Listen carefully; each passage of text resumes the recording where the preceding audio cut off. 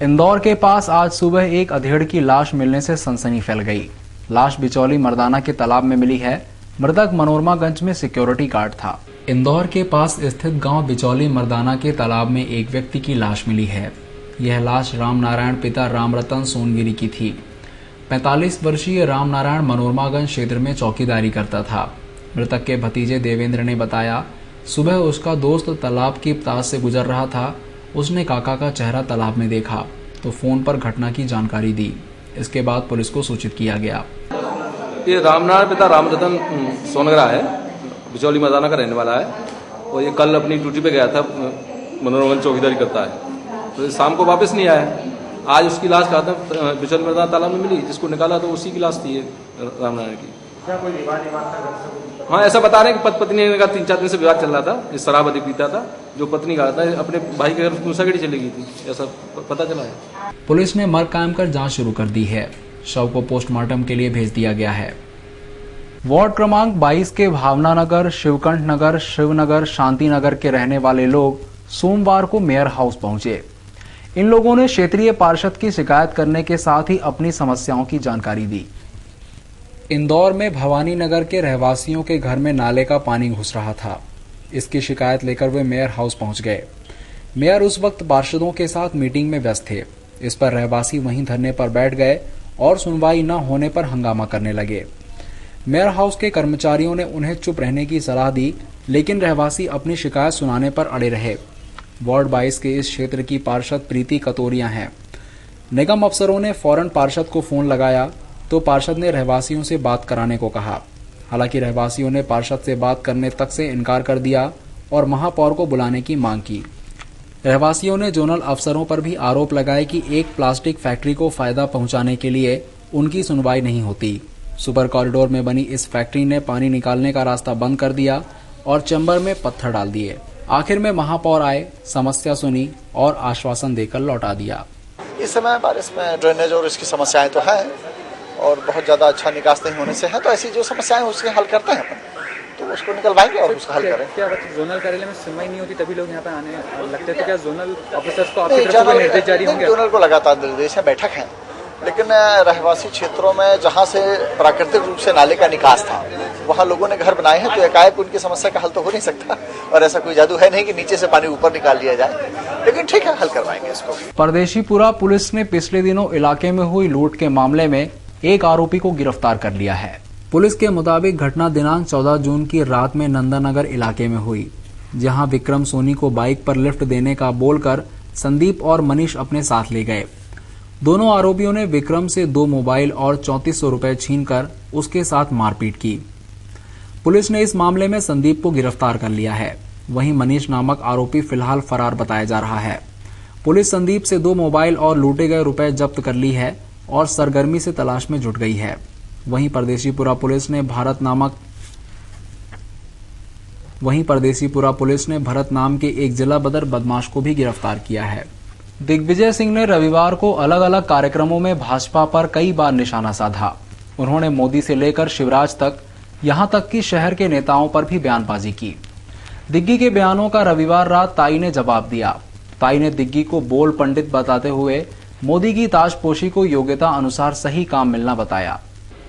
राजनीति में बयानबाजी आम बात है और बयानों के जवाब भी नेता अपने अंदाज में देते हैं। रविवार को पूरे दिन दिग्विजय सिंह शहर में अलग अलग कार्यक्रमों में भाजपाइयों को निशाना बनाते हुए अलग अलग बयान देते रहे। रात के समय दिल्ली से इंदौर आई सांसद सुमित्रा महाजन ने उनके हर बयान पर जवाबी हमला बोला।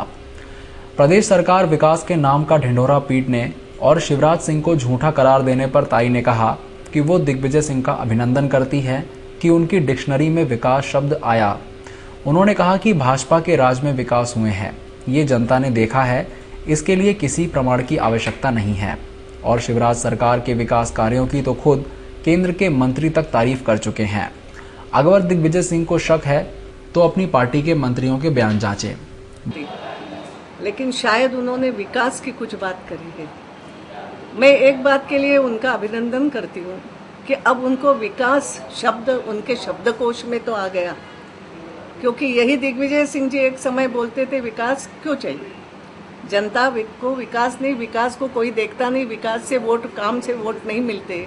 अब ये मानने लगे हैं विकास, कम से कम उनके शब्दकोश में विकास शब्द आया। तो इसलिए मैं उनको बधाई देना चाहती हूँ कि देर से क्यों न हो, इनको विकास की बात याद आई जब मध्य प्रदेश में भारतीय जनता पार्टी की सरकार ने जब कई सारे करोड़ों के विकास कार्य किए, देख रहे हैं, जनता भी देख रही है, यहाँ तक दिल्ली तक उसका डंका बज रहा है जिस तरीके से विकास मध्य प्रदेश में हुआ है।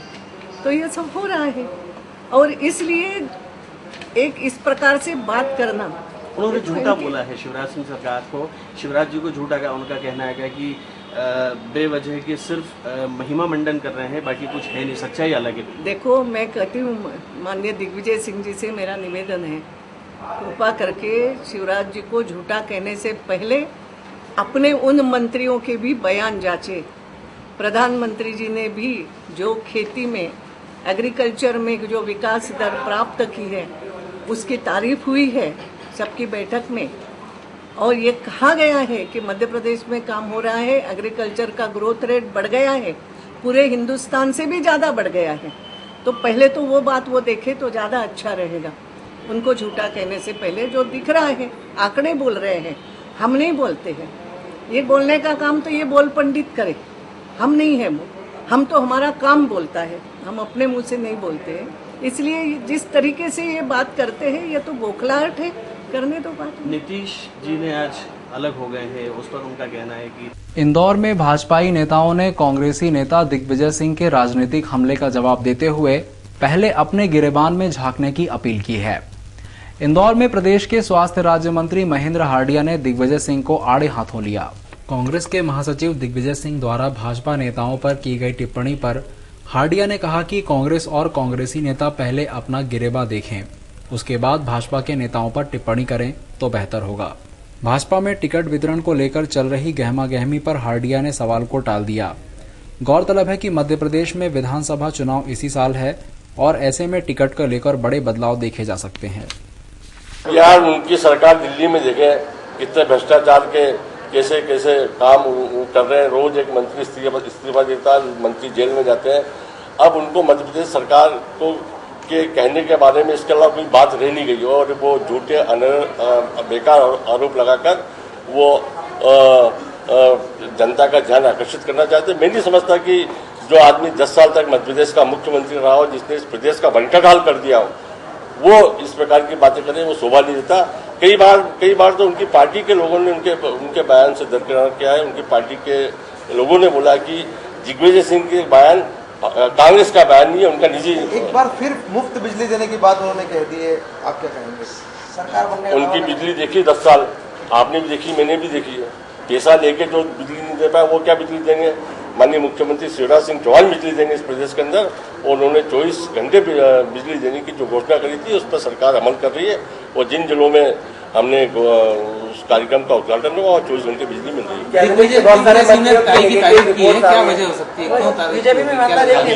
ये तो वही बता सकते हैं।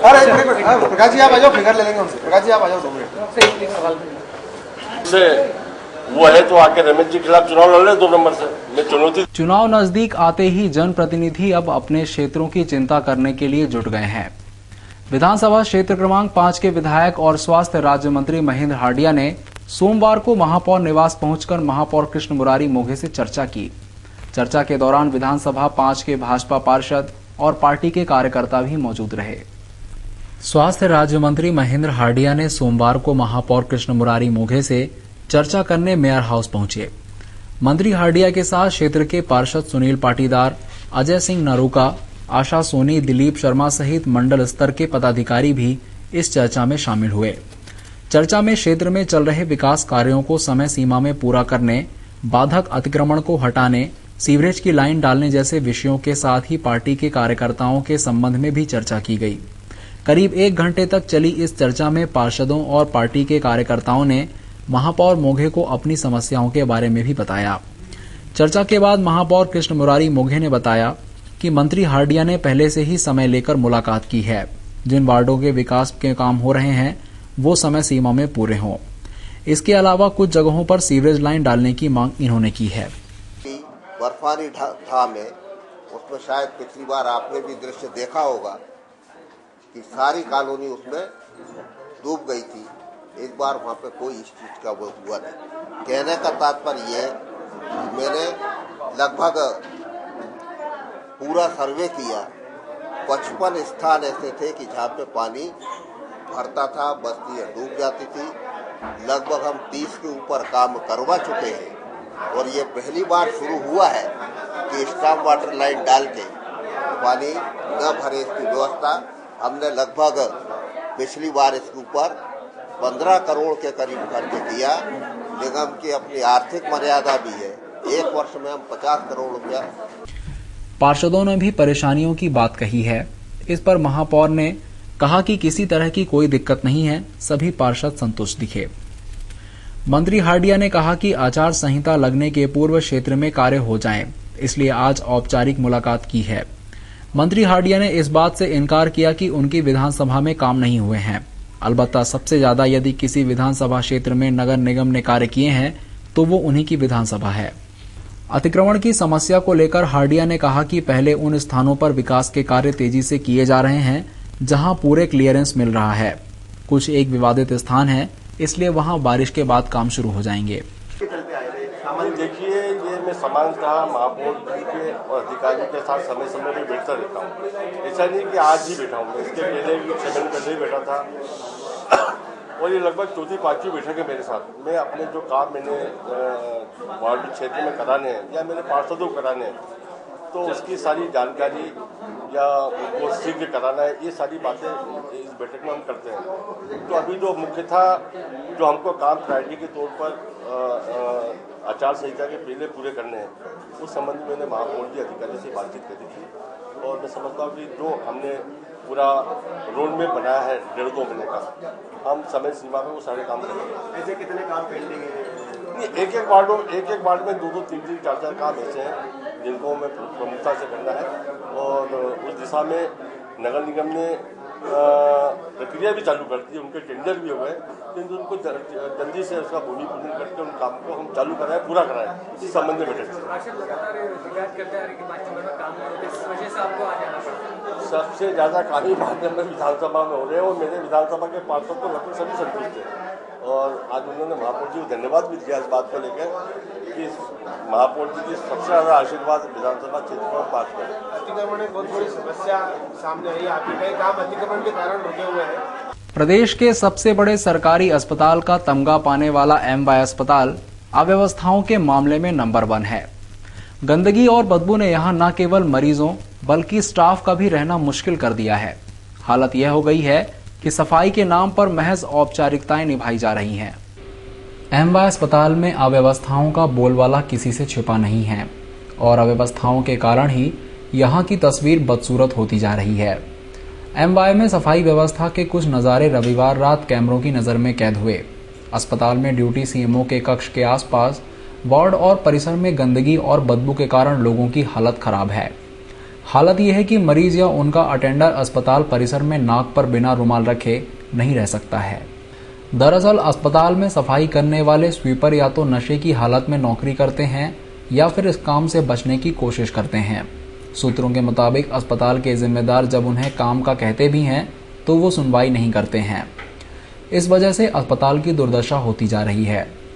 वहीं जैसा हाल वार्ड या अस्पताल के अंदर का है, उससे बुरी स्थिति अस्पताल परिसर में बाहर की है।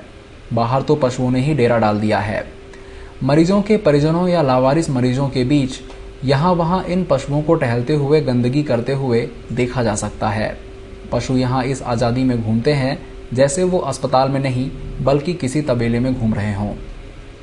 संयुक्त राष्ट्र संघ से मान्यता प्राप्त संस्था इंटरनेशनल टेलीकॉम यूनियन ने ई-गवर्नेंस के क्षेत्र में बेहतर कार्य करने के लिए इंदौर नगर निगम को अवार्ड दिया है। IT के क्षेत्र में दूसरी बार ये अवार्ड पाने वाला शहर दुनिया का पहला शहर बन गया है। इंटरनेशनल टेलीकॉम यूनियन ITU ने इंदौर नगर निगम, बैंक ऑफ इंडिया और NICT इंदौर को अवार्ड से नवाजा है। ये अवार्ड इंदौर नगर निगम द्वारा बैंक ऑफ इंडिया के सहयोग से बांटी गई वृद्धा पेंशन योजना को लेकर दिया गया। निगम के महिला एवं बाल विकास विभाग के पास पेंशन बांटने का जिम्मा रहता है। पात्र व्यक्ति को उसके खाते में ही राशि मिले, इसलिए ये व्यवस्था लागू की गई थी। निगम की महिला एवं बाल विकास विभाग की प्रभारी पद्मा भोजे और NICT के CEO मुकेश हलेजा ने महापौर कृष्ण मुरारी मोघे को ट्रॉफी और प्रशस्ति पत्र सौंपा। महापौर कृष्ण मुरारी मोघे इस अवार्ड से काफी खुश दिखाई दिए। उन्होंने कहा कि निगम का प्रयास रहेगा कि IT सेक्टर का ज्यादा से ज्यादा इस्तेमाल निगम की योजनाओं और सुविधा के लिए किया जाए। 2000 उसमें प्रविष्टियां थी और उन प्रविष्टियों में से इंदौर ये पहले नंबर के ऊपर ई-गवर्नेंस जो कायम किया है हमने विशेष रूप से गरीबों की योजनाओं के लिए, उसमें इंदौर का पहला नंबर आया और UNO ने ये पुरस्कार इंदौर के लिए दिया। मध्य प्रदेश सरकार कुपोषण को आज भी महज चुनौती के तौर पर ही स्वीकार करती है, वो भी तब जब मध्य प्रदेश में भाजपा की सरकार बीते 10 सालों से है। ये बात मंत्री महेंद्र हार्डिया ने एक कार्यक्रम के दौरान स्वीकारी। इंदौर में प्रदेश के स्वास्थ्य राज्य मंत्री महेंद्र हार्डिया ने कहा कि कुपोषण पर सरकार गंभीर है और इस ओर ध्यान देने की अभी और जरूरत है। इंदौर के प्रीतमलाल दुआ सभागृह में संस्था ग्लैनमार्क फाउंडेशन द्वारा एक कार्यक्रम का आयोजन किया गया, जिसमें बताया गया कि प्रदेश के खंडवा जिले में बीते 2 सालों में आदिवासियों के लिए चलाए जा रहे प्रोजेक्ट कवच को बड़ी सफलता मिली है। इसके तहत NGO ने 100 गांवों के करीब 4500 बच्चों तक अपनी पहुंच बनाई है, जिनमें से करीब 1200 बच्चों का सफल उपचार किया गया। जैसे कि प्राइवेट सेक्टर जो है एक NGO की मदद के लिए आगे आता है, जो नहीं देखिए NGO तो काफी काम करते हैं सेक्टर के अंदर। शिशु मृत्यु दर को कम करने के लिए, अपने महिलाओं की मृत्यु दर कम करने के लिए काफी NGO काम कर रहे हैं और सरकार इसके लिए काफी पैसा भी खर्च कर रही है। सरकार इसके लिए काफी ये एग्जांपल आया स्पंदन, तो और कोई सा एग्जांपल क्यों सामने नहीं आ रहा है? नहीं है, काफी सरकार के पास कुछ कभी ये मशीनरी काफी इसमें काम कर रहे हैं और इसमें अच्छी सफलता भी मिल रही है। खालवा जो ब्लॉक है खंडवा का, पर खंडवा जिले में खुद स्वास्थ्य सुविधाओं की इतनी स्थिति खराब है, जहाँ जिला अस्पताल में पोस्ट खाली है, 36 पोस्ट डॉक्टरों की खाली है, तो कैसे? देखिए वो तो पूरे देश की दिक्कत है। मध्य प्रदेश एक ऐसा राज्य है जिसने अभी हाल 1400 डॉक्टरों की नियुक्ति हम लोक सेवा आयोग से करने जा रहे हैं और 1000 डॉक्टर की और हमने मांग पत्र लोक सेवा आयोग को भेजा है। तो हमारे यहाँ अभी एलोपैथी के हम 2400 डॉक्टर की भर्ती करने वाले हैं और साथ ही आयुर्वेदिक होम्योपैथिक डॉक्टरों की नियुक्ति भी हम पब्लिक सर्विस कमीशन के माध्यम से करने जा रहे हैं। 25 साल बाद किसी सरकार ने पब्लिक सर्विस कमीशन के माध्यम से इन पोस्टों को भरने पर विचार किया और इसके लिए इच्छा शक्ति। यूनानी चिकित्सा पद्धति में तवज्जो नहीं मिल रही है? नहीं, सबको मिल रही है, यूनानी को मिल रही है भाई। जिस रेशों में सबसे ज्यादा जो हमारा आयुर्वेद है उसको हम महत्व देते हैं, उसके बाद होम्योपैथी, उसके बाद यूनानी। जितने लोग जिस चिकित्सा पद्धति को अपनाते हैं उस रेशों के अंदर उसको उतना स्थान दिया जाता है। इंदौर के सरकारी स्कूलों में आज नया शिक्षण सत्र आज से प्रारंभ हो गया। पहले दिन अनेक स्कूलों में प्रवेशोत्सव मनाया गया। प्रवेशोत्सव के तहत सरकारी स्कूलों में बच्चों का फूल माला पहनाकर स्वागत किया गया। सरकारी स्कूलों में पहले दिन सरकार के योजना के तहत प्रवेशोत्सव मनाया गया। गरीबों के बच्चे जब सरकारी स्कूल में पहुंचे तो उनके चेहरे पर गजब की खुशी झलक रही थी। मैले कुचले कपड़े पहने बच्चों का स्कूल में न सिर्फ हार पहनाकर स्वागत किया गया बल्कि उन्हें मध्याह्न भोजन भी परोसा गया। हालांकि पहले दिन पढ़ाई तो नहीं हुई, लेकिन बच्चों को किताबें मुफ्त में सरकार की ओर से दे दी गईं। बच्चे निःशुल्क किताबें पाकर खुशी से झूम उठे। नए शिक्षण सत्र में जहां पहले दिन से ही बच्चों का मध्याह्न भोजन भी दिया गया, वहीं पहले दिन दाल चावल और रोटियां दी गईं। पहली बार स्कूल पहुंचने वाले बच्चों को टॉफी भी शिक्षकों द्वारा बांटी गई। हालांकि सरकार की ओर से किताबें, यूनिफॉर्म, मध्याह्न भोजन के साथ ही स्कॉलरशिप की सुविधा बच्चों को दी जा रही है। बावजूद इसके सरकारी स्कूल में पढ़ने वाले बच्चों का अभाव बना हुआ है। अधिकांश पालक अपने बच्चों को प्राइवेट स्कूल में ही पढ़ाना चाहते हैं, जबकि सरकारी स्कूल में अब अनेक सुविधाएं उपलब्ध हैं। नया सत्र आज दिनांक 17/6/2013 को बच्चों के लिए चालू हुआ है। शिक्षकों के लिए सत्र 15 जून को चालू हो गया था। विद्यालय में अधिकांश बच्चे उपस्थित हैं। नए बच्चे प्रवेश के लिए 7-8 आए हुए हैं। प्रेयर के बाद और इस कार्यक्रम के बाद में उनके पालकों को निर्देश देकर आया हूं कि प्रेयर के बाद आपको बच्चों को यहां प्रवेश दिया जाएगा और इसके लिए किसी प्रकार के। इंदौर में सरकारी स्कूलों का नया सत्र पुरानी समस्याओं के साथ शुरू हुआ। अनेक सरकारी स्कूलों में बच्चों को पहले दिन साफ सफाई करनी पड़ी, कहीं मैदान में पानी भरा हुआ था तो कहीं कक्षाओं में पानी टपक रहा था। ऐसे भी स्कूल थे जहां बच्चों से जूठे बर्तन भी धुलवाए गए। इंदौर में आज से शुरू हुए नए शिक्षण सत्र में जहां एक ओर बच्चों का फूल मालाएं पहनाकर स्वागत हुआ, वहीं दूसरी ओर अनेक सरकारी स्कूल में अव्यवस्थाएं फैली रही। बच्चे स्कूल पहुंचे तो उनसे चपरासियों की तरह काम लिया गया। कुछ स्कूलों में चपरासी नहीं होने के कारण पहले तो बच्चों से कक्षाओं की सफाई कराई गई, बाद में बच्चों से ही जूठे बर्तन साफ करवाए गए। इतना ही नहीं, अव्यवस्थाओं के लिए पहचाने जाने वाले सरकारी स्कूल में पढ़ाई के नाम पर मजाक होता रहा।